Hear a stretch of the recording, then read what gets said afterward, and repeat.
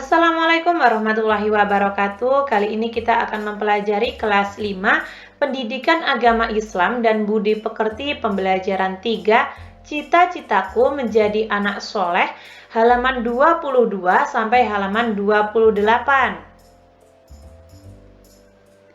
Apakah kamu mendengar orang bercita-cita menjadi soleh? Pernahkah kalian mendengar aku ingin menjadi anak soleh? Nah, pernah nggak teman-teman? Nah, sebagian teman-teman kalian mungkin ada yang sempat mengucap ingin menjadi dokter, ingin menjadi pilot. Nah, pelajaran ini menampilkan sesuatu yang baru yang dipelopori oleh seorang anak bernama Amin. Si Amin ini bercita-cita ingin menjadi anak soleh. Walaupun kelak menjadi dokter, tetapi harus menjadi dokter yang soleh atau salih, atau insinyur yang saleh, atau pilot yang saleh. Nah, apa sih itu cita-cita? Ada yang tahu? Nah, menurut Kamus Besar Bahasa Indonesia, cita-cita adalah keinginan atau kehendak yang selalu ada dalam pikiran. Keinginan sungguh-sungguh. Nah, demikian si Amin. Selalu saja dalam pikirannya berkeinginan menjadi anak saleh. Kemudian siapa yang dinamakan anak saleh itu? Apa ciri-cirinya? Nah, saleh itu artinya baik. Anak saleh berarti anak yang baik. Di antara ciri-ciri anak saleh itu adalah taat kepada Allah Subhanahu wa taala, jujur, hormat dan patuh kepada orang tua dan guru, setia kawan serta menghargai sesama. Sudahkah kalian masuk kategori ciri-ciri anak yang saleh? Orang jujur disayang Allah. Nah, apakah kamu ingin disayang Allah? Pasti jawabannya iya ya. Nah, pertama, jujur kepada Allah, ciri-cirinya selalu menaati perintah Allah, dimanapun dan kapanpun. Misalnya saja ketika masuk waktu sholat duhur, nah kita harus melaksanakan perintah dari Allah, menaati perintahnya. Ketika waktunya sholat maghrib, kita sholat, nah seperti itu. Yang kedua, jujur kepada diri sendiri. Misalnya saja ketika mengerjakan ujian di sekolah ya, itu kita harus mengerjakan dengan sendiri, kita harus jujur kepada diri kita sendiri. Yang ketiga, jujur kepada orang lain. Semua orang pasti pernah berjanji. Misalnya, seorang siswa berjanji kepada gurunya akan mengerjakan tugas sekolah atau tugas rumah pada hari dan tanggal tertentu. Bila siswa tersebut memenuhi janjinya, maka guru akan senang dan memberikan pujian. Apa yang terjadi jika siswa tersebut tidak menepati janjinya? Nah, pastinya akan terjadi kekecewaan ya teman-teman, karena mengingkari janji. Gambar ini menunjukkan bahwa ada seorang anak yang sedang mengembalikan sisa uang jajan kepada ibunya.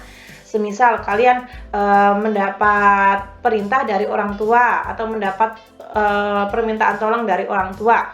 Nah, belikan garam. Nah, uangnya 10.000, garamnya harganya 8.000, kan sisa 2.000. Nah, 2.000 itu kita harus kembalikan kepada orang tua kita. Itu adalah ciri-ciri dari sikap yang jujur, teman-teman.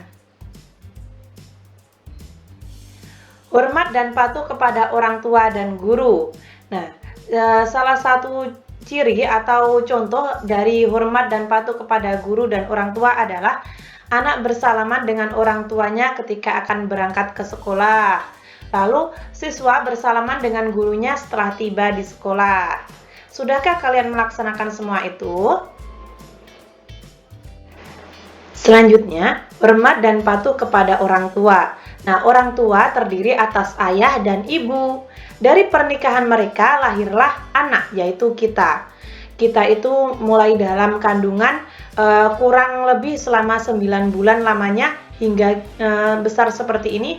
Kita itu diasuh oleh mereka, dibimbing, diberi makan dan minum, dididik, serta mengajari, mengaji, dan menyekolahkan kita. Dalam membesarkan anaknya, mereka menghadapi berbagai masalah dalam kehidupan. Maka dari itu, mereka pun berdoa, "Ya Allah, jadikan anakku ini orang saleh yang taat kepadamu dan patuh kepada orang tuanya serta berguna bagi bangsa dan negara." Nah, ini ada gambar anak yang sedang menyapu sampah di dalam rumah membantu orang tuanya. Sudahkah kalian melakukan hal tersebut? Nah, ketika belum, mari kita mulai bersama-sama.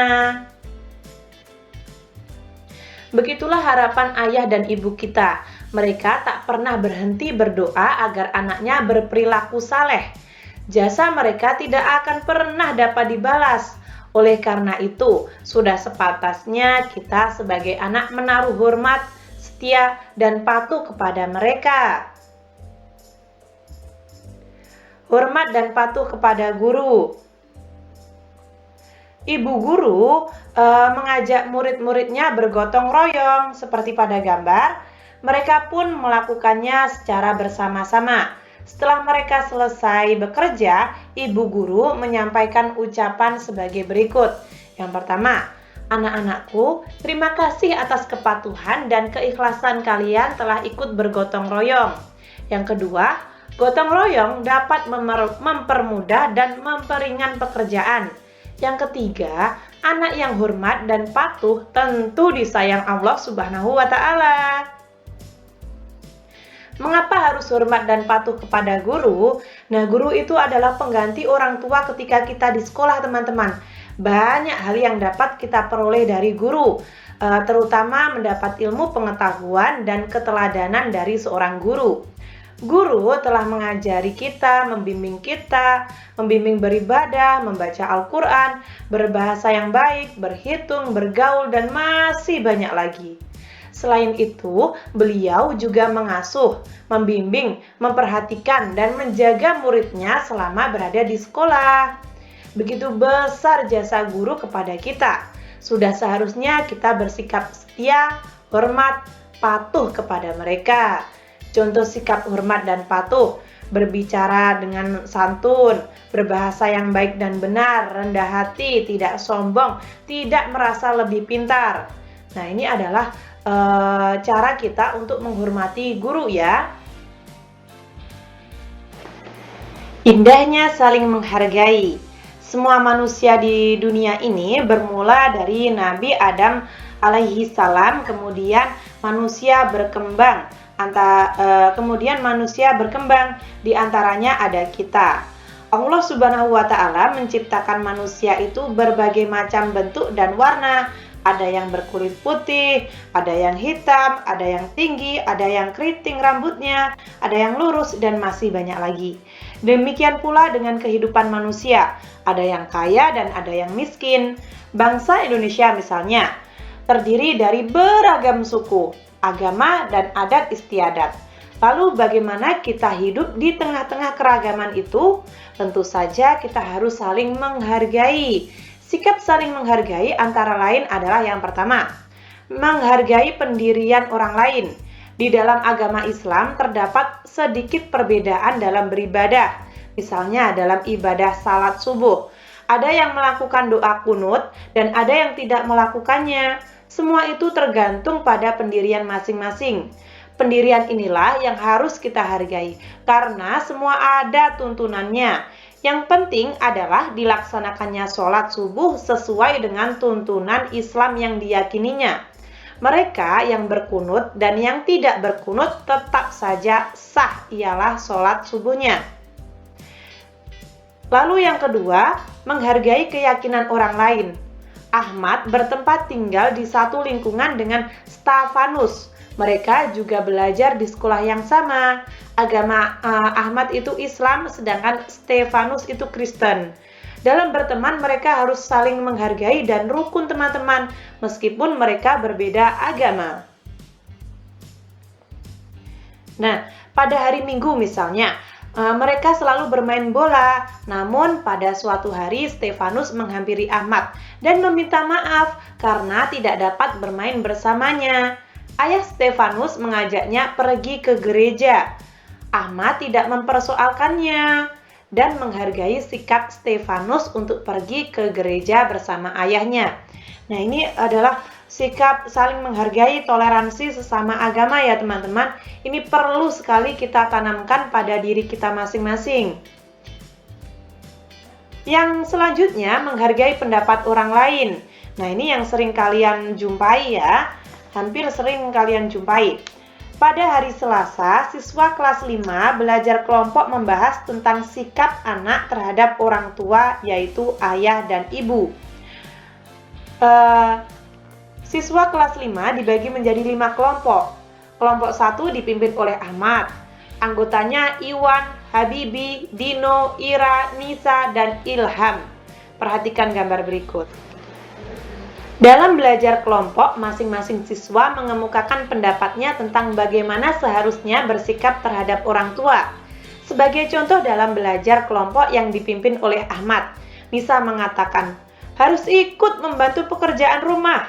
Habibi mengatakan, tidak boleh keluar rumah tanpa seizin orang tua. Dan Ilham mengatakan, di rumah tugasku hanya belajar saja. Kemudian Iwan mengatakan, yang penting aku tidak boleh meninggalkan sholat dan mengaji. Ahmad sebagai pemimpin diskusi cukup bijaksana. Semua pendapat dihargai dan dihimpunnya secara tertulis. Kemudian ia mengajak teman-teman sekelompoknya merangkum berbagai pendapat tersebut. Nah, ini perlu kita contoh dalam mengambil keputusan ya teman-teman. Kita harus bermusyawarah dan menghargai pendapat orang lain ketika dalam berdiskusi.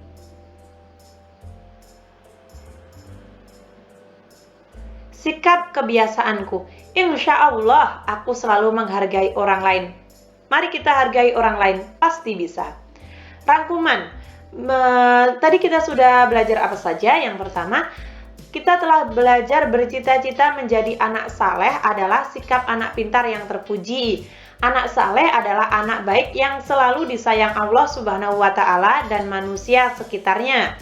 Ciri-ciri anak saleh adalah taat kepada Allah Subhanahu wa Ta'ala, jujur, hormat, dan patuh kepada orang tua dan guru, setia kawan, serta saling menghargai sesama.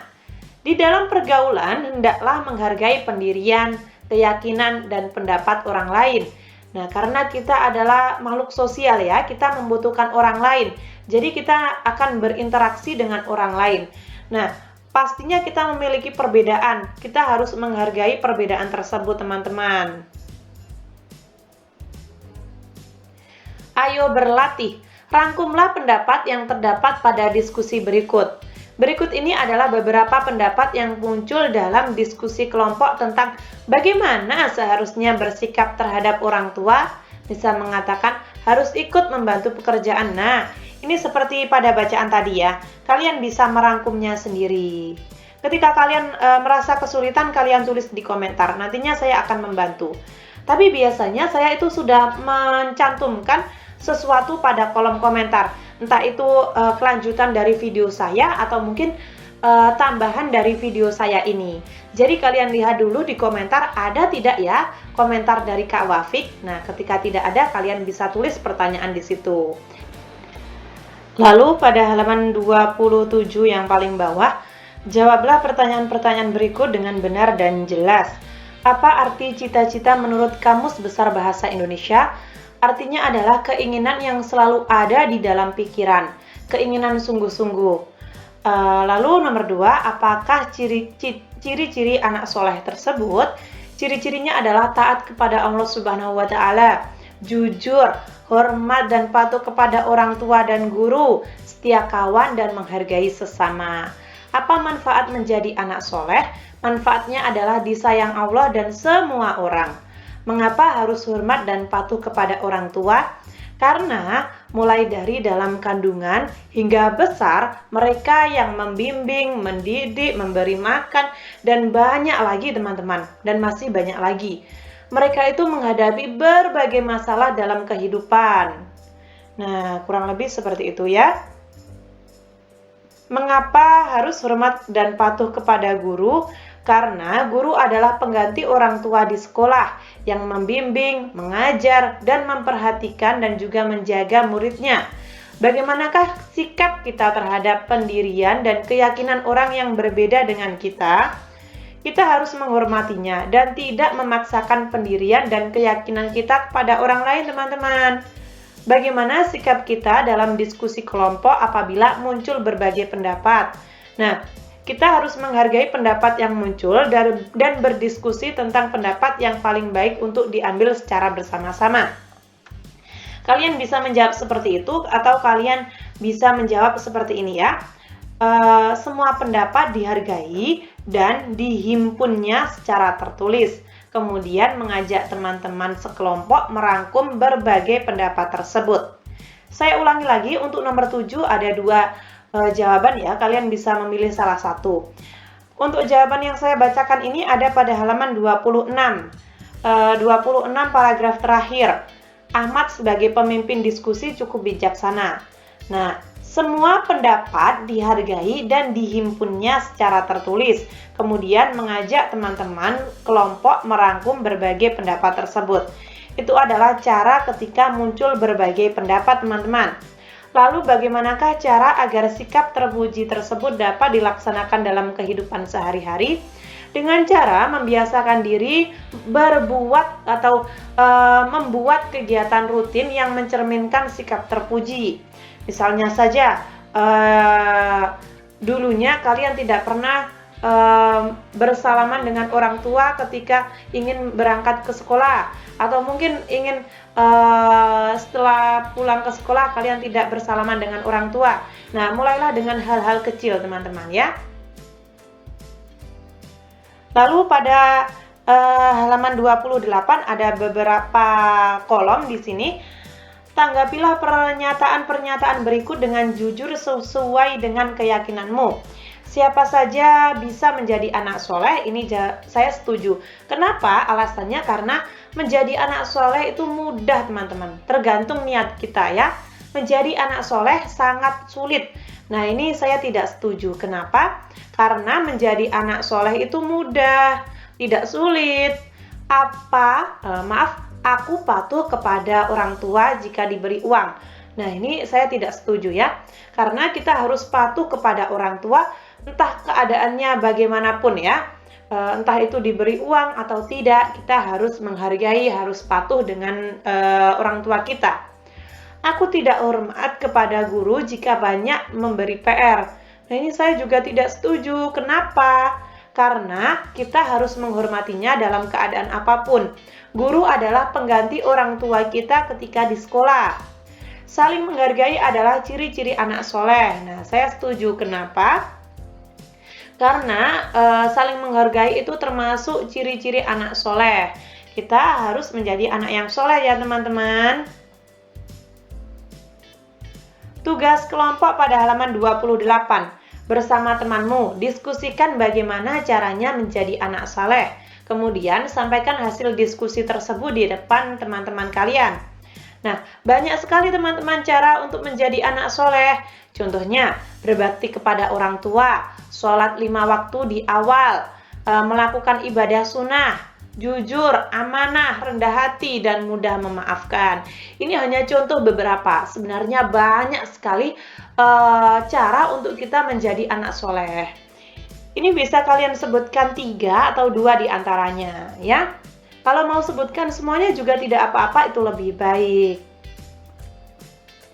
Kurang lebih seperti itu. Ketika teman-teman ada saran, masih kurang paham, atau mungkin saya salah ketik, salah pengucapan, kalian bisa tulis di komentar agar saya bisa memperbaikinya. Semoga bermanfaat. Wassalamualaikum warahmatullahi wabarakatuh.